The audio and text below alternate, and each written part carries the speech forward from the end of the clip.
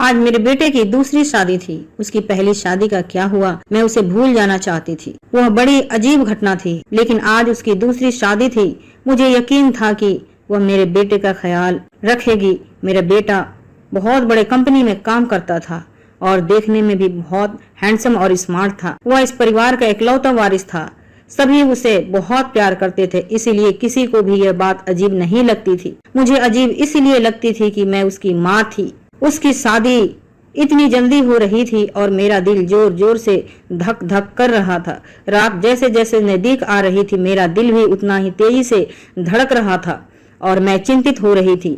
मेरी बेटी को भी इस बात का पता था। वो भी इस बात की चिंता में डूबी हुई थी और बोली, माँ, अगर आज भी ऐसा ही कुछ हुआ तो फिर हम क्या करेंगे? मैंने कहा, अपने मुंह से कुछ अच्छा शब्द निकालो। मैं पहले से ही चिंतित हूँ। सभी मेहमान आ चुके हैं, लेकिन शादी में सभी रिश्तेदार बहुत उत्साह के साथ आए थे, इसीलिए लोग पहली शादी के बारे में ज्यादा कुछ नहीं जानते थे और ये भी नहीं जानते थे कि ऐसा क्या हुआ कि उन्हें फिर से शादी करनी पड़ी।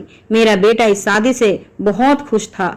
कोई समस्या नहीं थी, क्योंकि उसकी यह पत्नी पहले वाली पत्नी से कहीं ज्यादा खूबसूरत थी और उम्र में भी छोटी थी, तो इसीलिए शादी से राजी हो गया था। सर्दी का मौसम था, ज्यादातर मेहमान घर में ही ठहरे हुए थे। शादी समारोह हो रहा था, नाच गाना चल रहा था, लोग आपस में मजाक कर रहे थे। मैंने अपनी जेठानी से कहा, दुल्हन दूसरे शहर से आई है और बहुत थकी हुई है। मुझे लगता है उसे दूल्हे के कमरे में नहीं भेजना चाहिए। मेरी जेठानी ने कहा, तुम्हें क्या हो गया है? उनकी अभी अभी शादी हुई है और तुम हो कि उनकी रात खराब करना चाहती हो। मानती हूँ कि शादी ब्याह में थकावट हो जाती है, लेकिन नया खून है, कॉफी शॉफी पिला दो, फ्रेश हो जाएंगे और सुबह रिसेप्शन भी तो है। मैं बोली, थक जाएगी बेचारी। जेठानी ने कहा कि आजकल कोई भी इतना नहीं थकता। लड़कियों को अपनी शादी का बहुत शौक होता है। उसे अपने बेटे के कमरे में भेज दो। अब रात के 12 बज गए हैं, सुबह उठकर तैयार भी तो होना है। मुझे नहीं पता कि तुम इतना टाइम क्यों लगा रही हो। सभी रस्में हो चुकी हैं, हर कोई नाच गाकर थक गया है। बेचारी दुल्हन भी कमरे में जाना चाहती है। मेरी जेठानी तो वैसे भी बाल की खाल निकालने में माहिर थी। मेरी जेठानी सबसे बड़ी थी, इसीलिए सोचा इनसे सलाह मशवरा कर लूं, लेकिन उसने मुझे ही बातें बता दी और फिर उसने खुद ही कहा कि अब दुल्हन कमरे में जाएगी। दुल्हन को कमरे में ले जाया गया। बाकी सबको कमरे से निकालकर मैं थोड़ी देर दुल्हन के पास बैठ गई। मैंने कहा, बेटा, तुम अपने परिवार में सबसे बड़ी हो, तुम बहुत ही समझदार लड़की हो, इसीलिए मैं तुम्हें पसंद कर आई थी। देखो बेटा, जब शादी होती है तो कुछ चीजें ऐसी होती हैं जो हमें पसंद नहीं आती, लेकिन मेरी बच्ची, तुम थोड़ा सब्र जरूर करना। उसने कहा कि मुझे समझ नहीं आ रहा है कि आप क्या कह रही हैं। मैंने कहा, अगर मेरा बेटा कुछ उल्टे सीधे बात करता है तो उसकी बातों पर ध्यान मत देना। कमरे की बात कमरे तक ही रखना। सुबह मुझे बता देना, मैं तुम्हारी प्रॉब्लम को सुलझाने की पूरी कोशिश करूंगी। मेरी बात सुनकर थोड़ी देर घबरा गई। मैं किस विषय पर बात कर रही हूँ, वह थोड़ा घबराई हुई थी, लेकिन उसने कहा, ठीक है, मैं पूरी कोशिश करूंगी। इस घर की इज्जत अब मेरी भी इज्जत है। मैं दुल्हन का हाथ थपथपाकर बाहर आ गई। सब अपने अपने बिस्तर पर सोने चले गए थे। घर में बहुत सन्नाटा था, लेकिन सब बहुत थके हुए थे, इसीलिए सब सो चुके थे। जाड़े की रातें वैसे भी बहुत शांत होती हैं, लेकिन मैं सो नहीं पा रही थी। थोड़ी देर बाद आखिरकार मैं सोने चली ही गई, लेकिन मेरी आंखों से नींद गायब थी और मेरी आंखें बार बार घड़ी को देखी जा रही थी। काश सुबह जल्दी होती तो मेरी सारी चिंताएं खत्म हो जाती। लेकिन जैसे ही 2:30 बजे मैंने एक जोरदार चीख सुनी और उसके बाद ही मुझे पता चला कि अब क्या होने वाला है। उसके बाद बार बार चीख शुरू हो गई। यह एक लड़की की चीखने की आवाज थी और वह लड़की कौन हो सकती है, मैं अच्छी तरह जानती थी। सभी मेहमान भी धीरे धीरे उठने लगे थे। अचानक मेरे बेटे के कमरे का दरवाजा खुला और मेरी बहू पागलों की तरह चीखती हुई बाहर भागी। उसे पता ही नहीं चला कि उसके पास दुपट्टा है भी या नहीं है। अस्त व्यस्त कपड़ों से बाहर भागती हुई आई थी। वह घर से बाहर भाग जाना चाहती थी। कुछ औरतों ने उसे पकड़ लिया और कहा कि बेटा, क्या हो गया है। सब उसको संभालने में लग गए, लेकिन वो बेहोश हो गई थी। अब कोई बेहोश होता है तो उसे पानी छींटे वगैरह मारे जाते हैं। लेकिन मेरी बहू तो पानी के छींटे मारने पर भी होश में नहीं आ रही थी। उसका पूरा शरीर ठंडा पड़ गया था। उसे फौरन अस्पताल ले जाया गया। मैं उसे अस्पताल ले जाना नहीं चाहती थी क्योंकि फिर से वही तमाशा बन जाता, लेकिन और कोई चारा भी नहीं था। बेचारी बच्ची किसी भी तरह होश में नहीं आ रही थी। उसके माँ बाप को भी हम लोगों ने बुला लिया। उन्होंने भी एक दूसरे के कानों में बातें करनी शुरू कर दी। पता नहीं हमारी बेटी के साथ क्या हो गया है, पता नहीं उसके साथ क्या सलूक किया है। वह सब लोग मुझे अजीब सी नजरों से देखे जा रहे थे, सवाल ही सवाल हर तरफ से, और मैं परेशान से हॉस्पिटल में घूम रही थी। मैंने घर आकर अपने बेटे से पूछना चाहा कि अब उसने क्या किया, तो वह भी अपने कमरे में नहीं था। उसका फोन भी बंद था। कमरे की हालात बिल्कुल नॉर्मल थी और कोई भी ऐसी हरकत नहीं लग रही थी, कोई चीज टूटी फूटी या उसने अपने बीवी पर हाथ उठाया हो। लोगों के सवालों से बचने के लिए शायद मेरा बेटा दिलीप कहीं चला गया था। फिलहाल तो मुझे बहू की फिक्र थी। मैं अस्पताल में वापस आ गई। 2-3 घंटे बाद में अस्पताल वालों ने मेरी बहू को छुट्टी दे दी। मेरी बहू हमारे घर नहीं आना चाहती थी, बहुत ज्यादा घबराई हुई थी, लेकिन उसकी माँ ने उसे समझाया कि तुम्हारी ससुराल ही चलते हैं, नहीं तो लोगों को क्या जवाब देंगे, लोग तरह तरह की बातें बनाएंगे। मैंने भी अपनी बहू को समझाया कि बेटा सुबह मुंह दिखाई की रस्म हो जाए, फिर अपनी माँ के साथ घर चले जाना, मैं तुम्हें नहीं रोकूंगी। मेरी बात सुनकर मेरी बहू गुस्से में आ गई और बोली, भाड़ में गई आपकी रस्में, मैं आपके घर में एक पल के लिए भी नहीं रहूंगी। मैं अपने घर जाऊंगी और मुझे अपने घर जाने से ना कोई समाज रोक सकता है और ना ही कोई कानून। मैं नई पीढ़ी की पढ़ी लिखी लड़की हूँ और मुझे अपनी जिंदगी अपने तरीकों से जीने का हक है। मुझे आपके बेटे के साथ एक पल भी नहीं रहना है। मेरी बहू ने अपना फैसला सुना दिया था। मैं चुपचाप आंखों में आंसू लिए उसे एकटक से देखी जा रही थी। यह तो पहले भी हो चुका था जब दिलीप की पहली शादी हुई थी। मेरी पहली बहू के साथ भी वही हुआ था। वह मेरी पसंदीदा लड़की थी, वह मेरी बेटी की दोस्त थी और मैं उसे बहुत पसंद करती थी। मैं उसे बहुत खुशी से घर लेकर आई थी। उन लोगों ने हमारा बहुत सहयोग किया था। वह अमीर पिता की एकलौती बेटी थी। वह बहुत अच्छी लड़की थी। मुझे भी उसका घर आना बहुत अच्छा लगता था। कुछ दिनों में मैंने महसूस किया था कि जैसे वह दिलीप को पसंद करने लगी है और शायद इसीलिए रिश्ता भी भेजा गया था। लेकिन शादी के बाद उसके साथ भी ऐसे ही हुआ। शादी की पहली रात चिल्लाती कमरे से बाहर भागी और उसके बाद मेरे बेटे की शक्ल देखने से भी मना कर दिया था। सबने उसे बहुत समझाया कि बेटा अपनी जिंदगी के बारे में तो सोचो, लेकिन उसने कहा कि मेरी जिंदगी तो बर्बाद हो गई है। और अब इस लड़की को भी समझाया जा रहा था, लेकिन वह भी कह रही थी अगर मुझे नहीं रहना है तो बस नहीं रहना है, आपके बेटे के साथ एक पल भी नहीं रह सकती। मेरा बेटा भी कोई जवाब नहीं दे रहा था, पता नहीं कहाँ चला गया था। लड़की के माँ बाप बार बार कह रहे थे कि उस व्यक्ति को बुलाओ, हम उससे पूछें कि उसने हमारी बेटी के साथ ये ऐसा क्या किया है। हम आपके बेटे को नहीं छोड़ेंगे, उसने हमारी बेटी की जिंदगी बर्बाद कर दी। दिलीप घर आ चुका था। सब उस पर सवालों के बौछार कर रहे थे, लेकिन उसने चुप्पी साध ली, कुछ भी नहीं बोल रहा था। थक हार कर सब खामोश हो गए। लड़की के माँ बाप भी दिलीप को बहुत बुरा भला कहा और धमका कर चले गए। अपनी बेटी को भी साथ ले गए। अच्छा खासा तमाशा हो गया था। सब मेहमानों के सामने नाक कट गई थी हमारी। लड़की के माँ बाप ने हमारी बेइज्जती करने में कोई कसर नहीं छोड़ी थी, लेकिन दिलीप अपने मुंह से एक शब्द भी कुछ कहने को नहीं तैयार था। दिलीप के पिताजी पहले ही इस दुनिया से जा चुके थे। सारी बेइज्जती मुझे अकेले ही सहनी पड़ी थी। घर में जमा लोगों ने हमें अच्छी खासी बातें सुना डाली थी। लड़की की माँ बाप तो काबू में नहीं आ रहे थे, बहुत चीख चीख कर मुझे बुरा भला कह रहे थे। लेकिन उस बेचारों की क्या गलती थी, आखिर उसकी बेटी की जिंदगी तबाह हो गई थी। आज मैं खुद को बहुत अकेला महसूस कर रही थी। काश दिलीप के पिताजी होते तो मैं इतनी जल्द हिम्मत न हारती। लोगों के तानों को मैं अकेले ही सुनती जा रही थी। दिलीप बड़ा था। दिलीप से छोटी मेरी बेटी थी जो अभी कॉलेज में पढ़ती थी और दिलीप एक मल्टीनेशनल कंपनी में अच्छी खासी जॉब करता था। सब लोग आपस में कानाफूसी कर रहे थे। दिलीप को लेकर तरह तरह की कहानियां बनाई जा रही थी। कोई कह रहा था कि पता नहीं शायद दिलीप पागल है, कोई कह रहा था लगता है दिलीप को दिमागी मरीज है, तो कोई कह रहा था पता नहीं उसने नई दुल्हन के साथ ऐसा क्या किया कि वह इतना ज्यादा डर गई है। जितनी मुंह उतनी बातें, लेकिन मेरे पास इन सब का कोई जवाब नहीं था। जब लोगों को असली वजह पता नहीं हो तो वह खुद ही नई नई कहानियां बना लेते हैं और खुद की बनाई हुई कहानियों को वो लोग सच मानने लगते हैं। यह सबसे ज्यादा खतरनाक होता है। लेकिन समस्या तो ये थी कि सच में मुझे भी पता नहीं था ऐसा क्या था कि सुहाग रात को मेरी ही बहुएं मेरे बेटे के कमरे से चीखती हुई भागती हैं। उस लड़की ने भी तो मुझे कुछ नहीं बताया था। मैंने खुद ही अपने मन में सोचा, हो सकता है उसने अपने माँ बाप को कुछ बताया हो। सच जानने के लिए मैंने उसके घर पर फोन कर दिया। भले ही हमसे कोई रिश्ता नहीं रखा था, उन लोगों ने सारे रिश्ते खत्म कर दिए थे, लेकिन इंसानियत के नाते ही मैंने उनका हाल चाल लेने के लिए फोन किया। फोन लड़की के माँ ने उठाया था। मैंने पूछा, अब कैसी तबीयत है आपकी बेटी की? मेरी आवाज सुनते ही वो भड़क गई। मेरी बेटी अब तक ठीक नहीं हुई है। खबरदार जो आगे से आपने फोन किया। यह सब सुनकर मैं बहुत ज्यादा परेशान हो गई थी। मेरी पहली बहू के साथ भी ऐसा ही हुआ था। मेरी बेटी ने बताया था कि वह कम से कम 6 महीने तक बीमार रही थी। आखिर क्या प्रॉब्लम थी मेरे बेटे को? मुझे कुछ भी नहीं समझ आ रहा था। क्या कमी थी कि उसकी पत्नियां उसे डर कर भाग जाती थी? दिलीप की बात करूं तो दिलीप बहुत ही सीधा साधा बच्चा था।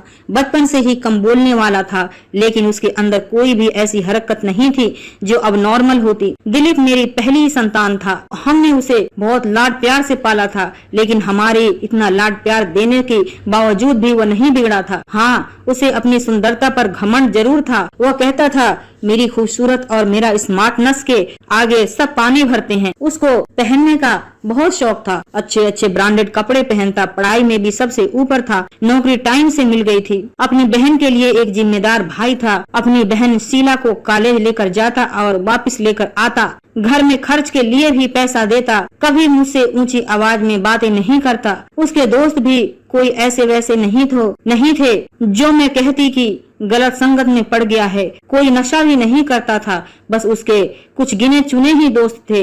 एक सबसे अच्छा दोस्त था जो बाहर विदेश में रहता था।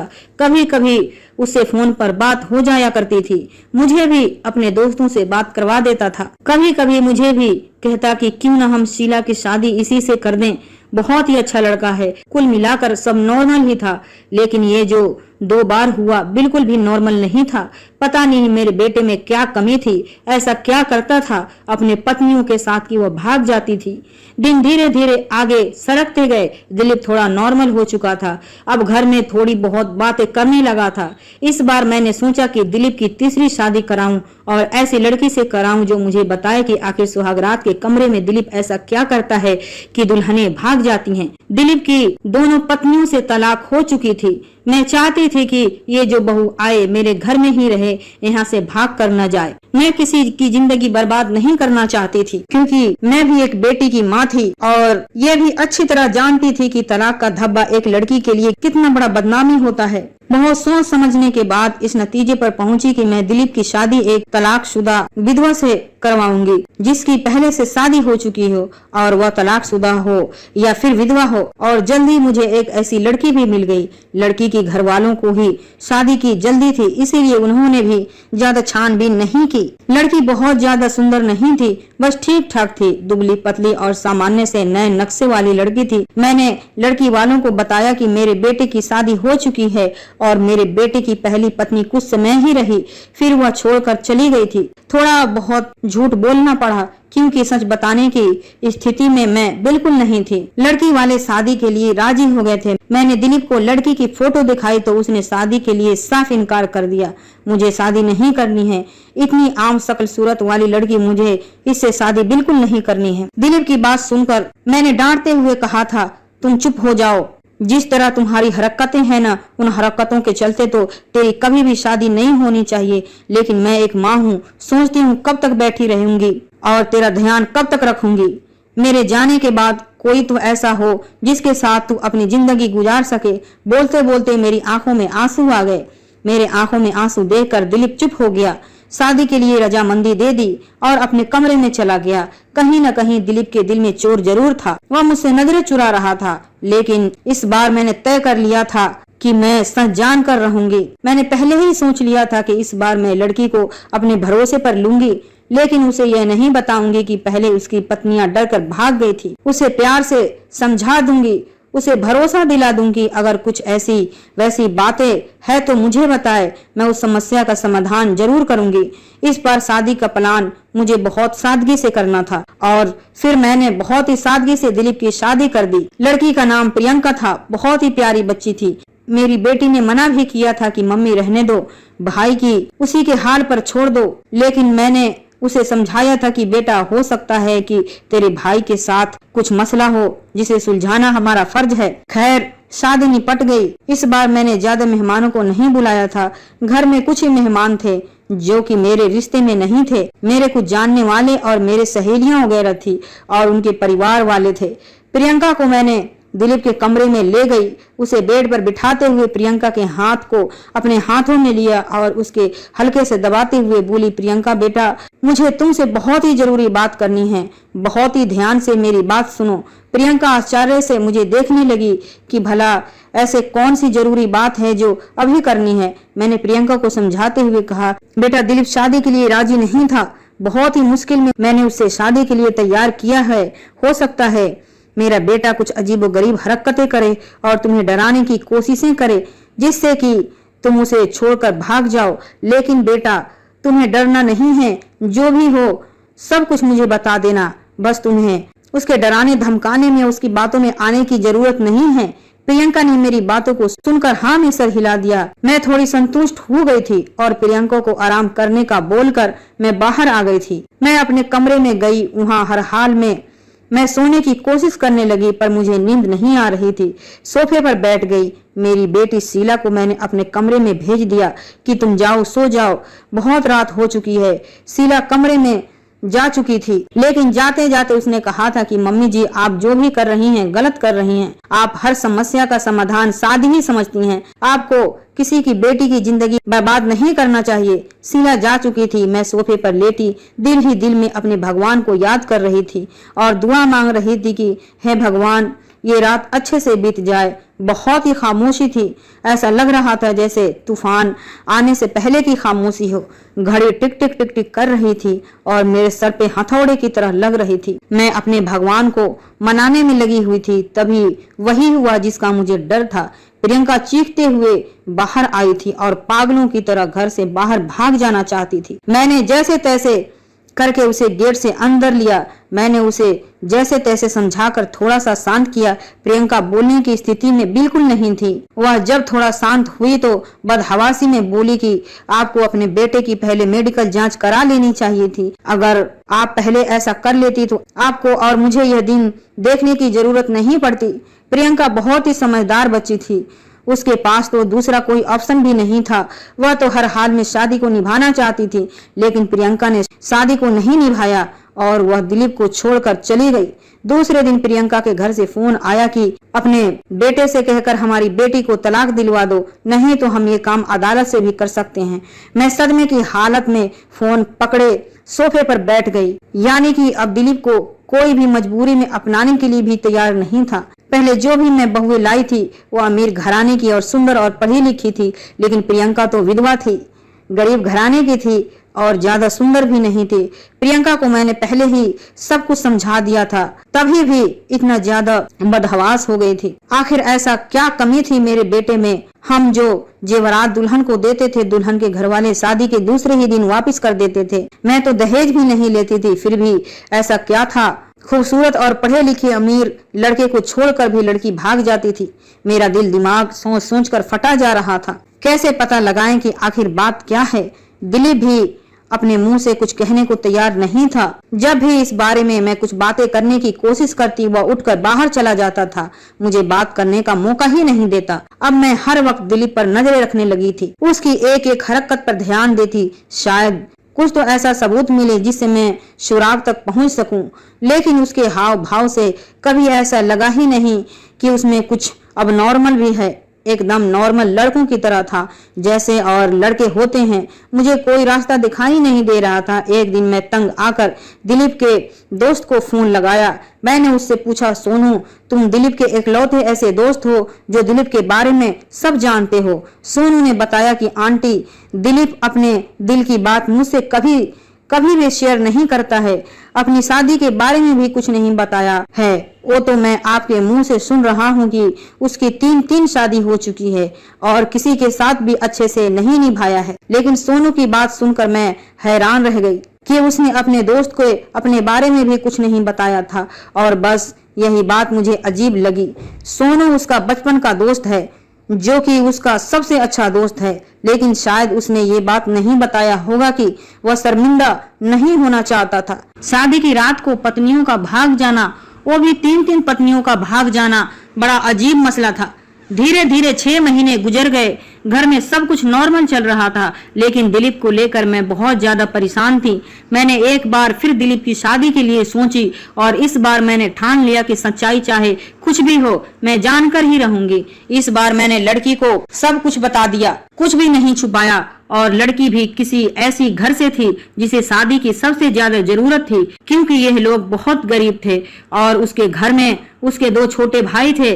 मैंने कहा, तुम्हारे दोनों भाइयों की पढ़ाई की जिम्मेदारी भी मेरे ऊपर है और शादी में आप लोगों को कुछ भी खर्च करना नहीं पड़ेगा। लड़की को तो मैंने राजी कर लिया था, लड़की के माँ बाप भी राजी हो गए, लेकिन मैंने ये बात लड़की के माता पिता को नहीं बताई, बस लड़की को बता दी थी। लड़की थोड़ी घबराई हुई जरूर थी, लेकिन मैंने शादी से पहले ही सारी बातें लड़की को समझा दी थी। पहले तो बहुत ज्यादा डर गई थी, फिर खुद को संभालते हुए बोली, कुछ भी हो मैं शादी के लिए तैयार हूँ। अगर मेरे थोड़े से त्याग से मेरे भाइयों की जिंदगी बनती है तो उसमें बुराई क्या है। जो कुछ भी होगा मैं उसे सहन कर लूंगी, और वैसे भी सारे समझौते तो औरतों को ही करने पड़ते हैं। लड़की, जिसका नाम रूमी था, भले ही गरीब घर की थी, लेकिन बहुत ही संस्कारी और समझदार लड़की थी। दिल ही दिल में मैं काफी खुश हो रही थी। अगर रूमी मेरी बहू बनती है और मेरे घर में टिकी रहती है तो यह मेरे लिए बहुत बड़ी सौभाग्य की बात होगी। संस्कारी होने के साथ साथ रूमी बहुत खूबसूरत भी थी और पढ़ी लिखी भी थी। यह सब था कि उसका परिवार बहुत गरीबी से गुजर रहा था। घर में कमाने वाला कोई नहीं था। बाप की फालिज की शिकायत थी, इसीलिए मजबूर होकर बेचारी मेरे बेटे से शादी करने के लिए तैयार हो गई। और इस बार शादी मंदिर में हुई। सब कुछ ठीक था और हैरानी की बात तो ये थी कि रात गुजर चुकी थी और सुबह हो चुकी थी। सुबह होते ही मैंने कमरे का दरवाजा खटखटाया, लेकिन किसी ने भी दरवाजा नहीं खोला। मैं बहुत परेशान थी, कोई दरवाजा नहीं खोल रहा था। थोड़ी देर बाद कमरे की दूसरी चाबी लेकर आई और मैंने दरवाजा खोला और कमरे के अंदर का दृश्य देखकर मेरी चीख निकल गई। मेरी बहू बेहोश पड़ी थी। दिलीप कमरे में कहीं भी नजर नहीं आ रहा था, शायद बाथरूम में था। मैंने जल्दी से डॉक्टर को बुलाया। डॉक्टर ने कहा कि वह सिर्फ डर की वजह से बेहोश हो गई है। इसके शरीर पर किसी भी तरह के कोई चोट के निशान नहीं है। दिलीप के चेहरे से भी चिंता साफ झलक रही थी। ऐसा लग रहा था जैसे वो भी बहुत ज्यादा परेशान है। अच्छे से चेक करने के बाद डॉक्टर दवाई देकर चले गए। डॉक्टर ने कहा था कि रूमी को जल्द ही होश आ जाएगा। दिलीप भी तैयार होकर अपने ऑफिस के लिए निकल गया था। मैं रूमी के पास बैठी रही। थोड़ी देर में रूमी ने आंखें खोल दी। होश में आते ही वह बाहर की तरफ भागने लगी थी, ये कहते हुए कि मुझे यहाँ नहीं रहना है, मुझे अपने घर जाना है, अपने मम्मी पापा के पास जाना है। मैंने रूमी का हाथ पकड़ लिया। मैंने कहा, तुम ऐसा नहीं कर सकती। मैंने तो तुम्हें सारी सच्चाई बता दी थी और तुम मान भी गई थी, फिर तुम ऐसा क्यों कर रही हो। लेकिन रूमी मेरी कुछ भी सुनने को तैयार नहीं थी। रोते हुए बोली, आंटी जी मुझे माफ कर दें, मैं बहुत मजबूर हूँ, मैं यहाँ नहीं रह सकती। आप बेफिक्र रहें, मैं अपने मम्मी पापा को कुछ भी नहीं बताऊंगी, सब कुछ हैंडल कर लूंगी। बस आप मुझे इस घर से जाने दें और रहने को ना कहें और मुझे जाने दें। लेकिन रूमी मुझे बताओ तो सही, आखिर ऐसा क्या हुआ था, मैं जानना चाहती हूँ। रूमी, तुमने मुझसे वादा किया था कि तुम दिलीप की सच्चाई मुझे बताओगी। आंटी, मैं दिलीप के बारे में कुछ भी नहीं बता सकती। अगर मैंने दिलीप के बारे में कुछ भी बोला तो मुझे जान से मार देगा। मुझे अपनी जान की परवाह नहीं है, लेकिन मेरे भाइयों को भी नहीं छोड़ेगा। प्लीज मुझे जाने दें। उसकी आंखों में विनती के ऐसे भाव थे कि मैं उसे रोक न सकी। रूमी चली गई थी। मैं इंतजार कर रही थी कि कुछ ही देर में रूमी के माँ बाप का फोन आने वाला है, लेकिन ऐसा कुछ नहीं हुआ। शायद रूमी ने अपने माता पिता को कुछ भी नहीं बताया था। दिलीप की तीनों पत्नियों ने तो दूसरे ही दिन तलाक के लिए मांग कर दी थी, लेकिन समझ नहीं आ रहा था कि रूमी ने ऐसा कुछ क्यों नहीं किया था। इसका मतलब था कि रूमी अभी भी मेरे बेटे की पत्नी थी। मैंने सोचा कि अब मैं दिलीप का चेकअप करा कर रहूंगी। अपने वो होश हवास में तो दिलीप ऐसा कुछ करने नहीं देगा। इसीलिए एक दिन मैंने दिलीप के खाने में नींद की गोली मिला दी। दिलीप की गहरी नींद में जाते ही मैंने डॉक्टर को फोन कर दिया। डॉक्टर ने दिलीप के कुछ सैंपल लिए और यह बोलकर चले गए कि जैसे ही रिपोर्ट आती है मैं आपको बताता हूँ। डॉक्टर चले गए और मैं बेसब्री से दिलीप के रिपोर्ट का इंतजार करने लगी। अगले दिन डॉक्टर का फोन आया और उन्होंने कहा कि दिलीप के सारे रिपोर्ट नॉर्मल आई हैं। यह सुनकर तो मेरे आश्चर्य की कोई सीमा ही नहीं थी। अगर दिलीप नॉर्मल है तो शादी की पहली रात ही उसकी पत्नियां क्यों भाग जाती हैं? सोच सोचकर मेरा दिल दिमाग फटने को लगा था। कुछ सोचकर मैं रूमी के पास गई। रूमी के माता पिता ने मेरी बहुत इज्जत की। शायद उन्हें सच्चाई का पता नहीं था। उन्हें लगा था कि मैं उनकी बेटी को घर ले जाने आई हूँ। मुझे देखते ही रूमी डर गई थी। वह हम लोगों के साथ ज्यादा नहीं बैठी और अंदर कमरे में चली गई। मैं भी उसके पीछे पीछे उसके कमरे में आ गई। मुझे देखते ही रूमी बोली, आंटी जी, मैंने आपको पहले भी कहा था कि मैं आपके घर नहीं रह सकती, फिर आप मुझे लेने क्यों आई हैं? मैंने रूमी को बहुत प्यार से अपने पास बैठाया और उसके सामने हाथ जोड़ते हुए बोली, मेरी उम्मीद की आखिरी किरण अब तुम ही हो। तुम ही मुझे बता सकती हो कि आखिर मेरे बेटे में क्या कमी है। एक मजबूर माँ तुमसे हाथ जोड़कर विनती करती है, प्लीज मुझे मना मत करना।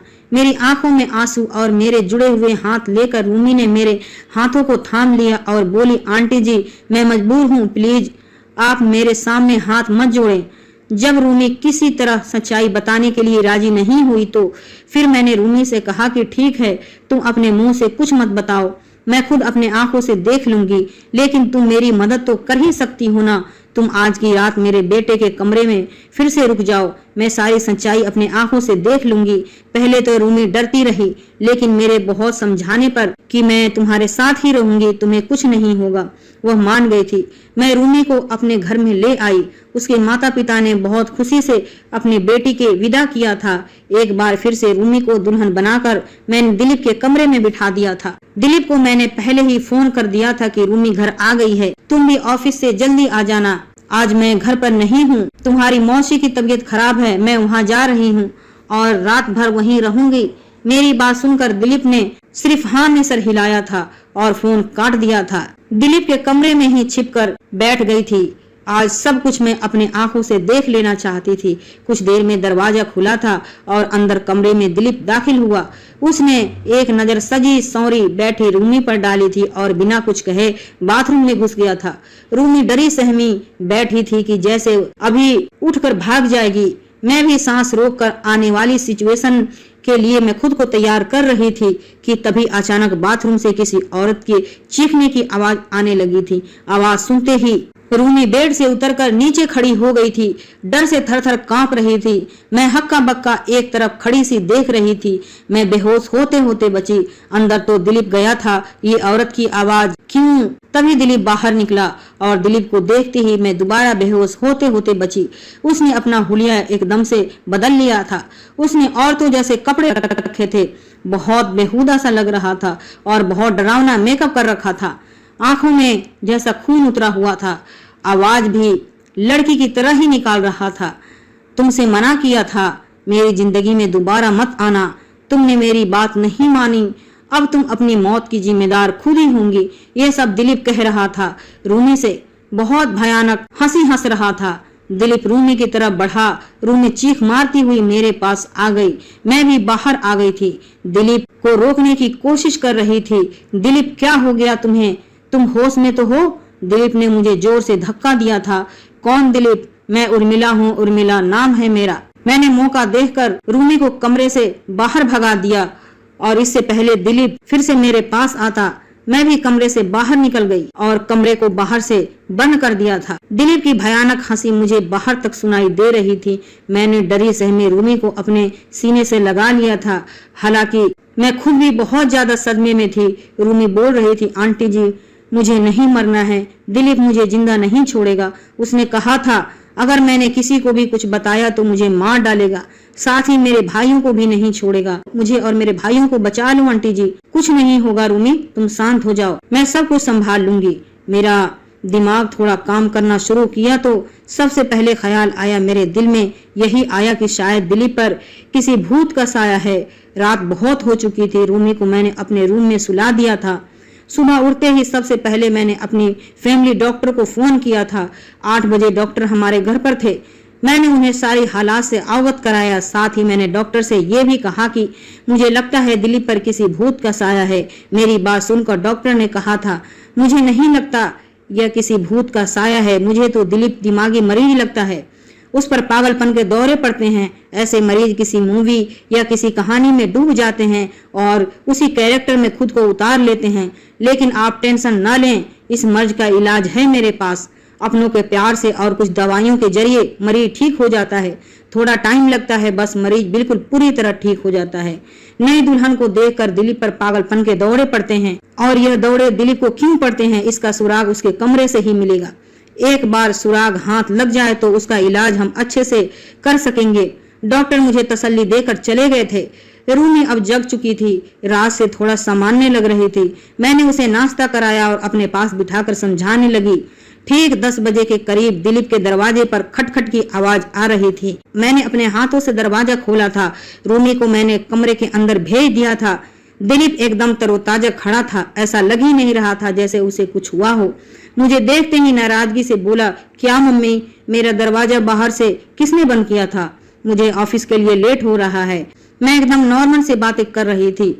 मैंने कहा था, पता नहीं किसने बंद किया है बेटा, चलो अब तो नाश्ता कर लो। मैंने उसे बिल्कुल भी जाहिर होने नहीं दिया। दिलीप ने नाश्ता किया और ऑफिस के लिए निकल गया।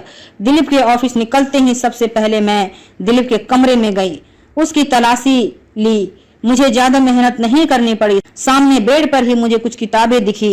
रूमी भी अब मेरे पास आ चुकी थी। सारी किताबें सेम थी। सब किताबों में एक ही उपन्यास था जिसमें कोई उर्मिला नाम की लड़की थी। शादी की रात ही उसके पति ने उसे कमरे से धक्के मारकर बाहर निकाल दिया था और अगले ही दिन दूसरी दुल्हन ले आया था। उर्मिला धीरे धीरे दिमागी मरीजा बनती चली गई थी। दुल्हन को देखते ही उससे दौरे पड़ने लगते थे और यह उपन्यास पढ़कर दिलीप ने भी अपने आप को उर्मिला की जगह ले ली थी। अपने आप को उर्मिला की तरह चेंज कर लिया था। किसी दुल्हन को नहीं टिकने देता था। दुल्हन को देखकर उर्मिला का पागलपन कम नहीं हुआ था। उर्मिला के कैरेक्टर में ही दिलीप अपने आप को उतार लिया था। मैंने डॉक्टर को फोन करके सारी बातें बता दी। डॉक्टर ने कहा कि आप लोग बिल्कुल भी घबराएं नहीं, कुछ दवाइयां दूंगा। जो उपन्यास दिलीप पढ़ता है वह सारी किताबें आप रूम से बाहर निकाल देना। धीरे धीरे उर्मिला दिलीप के दिमाग से बाहर निकल गई। धीरे धीरे डॉक्टर की दवाइयों से और रूमी और मेरे मेहनत से दिलीप अब कुछ ठीक होने लगा था। रूमी दिलीप के सामने सिंपल सी रहती थी, कोई भी बनाव श्रृंगार नहीं करती थी।